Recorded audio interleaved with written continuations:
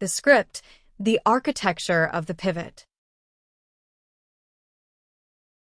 You are standing on the wreckage of a version of yourself that no longer fits. You feel it, don't you? That persistent, underlying friction. That sense that you are wearing a suit that is 3 sizes too small. You have been trying to live a life based on a version of yourself that was created 3, 5, maybe 10 years ago. You are holding on to dreams that have gone stale. You are maintaining habits that served a person you no longer even recognize. We talk about the fear of failure, but the real tragedy is the fear of outgrowing your current surroundings. Most people stay in a cage because they've spent so much time decorating it. But today is the day of the pivot. A pivot isn't a retreat.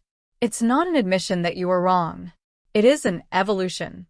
It is you realizing that the soil you are currently planted in has no more nutrients left for the size of the tree you are becoming. You cannot grow into a giant in a flower pot. You have to be willing to break the pot. You have to be willing to be the beginner again. You have to be willing to let people look at you and say, "I thought they were doing something else." Let them talk. While they are busy narrating your past, you are busy building your future. The most dangerous place in the world is the middle ground. The middle ground is where you are successful enough to be comfortable, but not successful enough to be fulfilled. It's the okay job, the fine relationship, the decent lifestyle. The middle ground is a slow-acting poison because it kills your hunger. When things are terrible, you're forced to move. When things are great, you are inspired to move. But when things are just okay, you stay. You rot in the safety of the mediocre. You have to be the one to set fire to the middle ground. You have to be the one to say, "Good is the enemy of great." Think about the architecture of a skyscraper. Before it goes up, it goes down. The deeper the foundation, the higher the reach. Your current struggle, the confusion, the doubt, the feeling of being underground, that is your foundation. You are digging. You are clearing the earth. You are setting the steel. Don't mistake the digging for the ending. You aren't being buried. You are being planted. But you have to be patient with the process. You want the penthouse view, but you haven't even poured the concrete for the lobby yet. Discipline is the ability to work on the basement with the same enthusiasm as if you were standing on the roof. We are obsessed with the win. We want the trophy, the check, the applause. But the win is just a moment. The win is the 5 seconds you stand on the podium.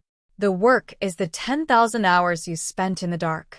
If you don't fall in love with the work, the smell of the gym, the flicker of the screen at midnight, the silence of the early morning, then you will never survive the journey.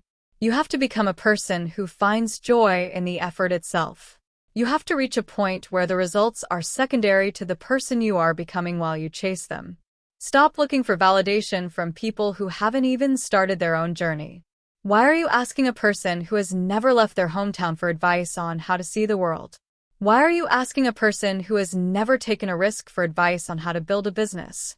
Their caution is just their own fear disguised as wisdom. Their practicality is just their own lack of imagination. You have to be okay with being misunderstood. In fact, if everyone understands what you're doing, you probably aren't doing anything original. Identity is a choice. You aren't lazy. You just haven't found a mission worth working for. You aren't slow. You're just careful. You aren't behind. You're on a different timeline. Stop measuring your chapter 1 against someone else's chapter 20. Comparison is the thief of joy, but it's also the thief of progress. When you look at someone else's life, you are seeing the highlight reel. You aren't seeing the deleted scenes. You aren't seeing the fights, the tears, or the nights they wanted to give up. Focus on your own page. Focus on the sentence you are writing right now. What is the one thing you are holding on to that you know you need to let go of? Is it a friendship that has turned into a weight? Is it a resentment that is eating you from the inside out? Is it a safety net that is actually a trap? Let it go. You cannot climb the mountain if your backpack is full of rocks from the valley. You have to travel light to go high. The pivot requires a sacrifice. You have to give up the person you were to become the person you could be. It is a trade. It is the most important trade you will ever make. Imagine your life as a long-form story. Are you the protagonist, or are you a side character in someone else's drama? Are you making things happen, or are you waiting for things to happen to you? The world doesn't owe you a break. The world doesn't owe you a fair shot. The world is a chaotic, beautiful, indifferent place. It is your job to impose your will upon it. It is your job to carve your name into the stone, not through luck, but through the sheer, stubborn refusal to be ignored. When this audio stops, the world will rush back in. The noise will return. The practical voices will start whispering again. They will tell you to settle. They will tell you to be realistic. Realism is the most common path to mediocrity. Be unrealistic. Be bold.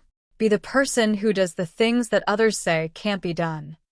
Because the only difference between impossible and possible is the person who is crazy enough to try. You have the tools. You have the time. You have the vision. The only thing missing is the action. Stop planning the pivot and just turn. Stop studying the architecture and start building. The ground is ready. The steel is waiting. The only question left is, how high are you willing to go? Do the work. Build the life. Start now.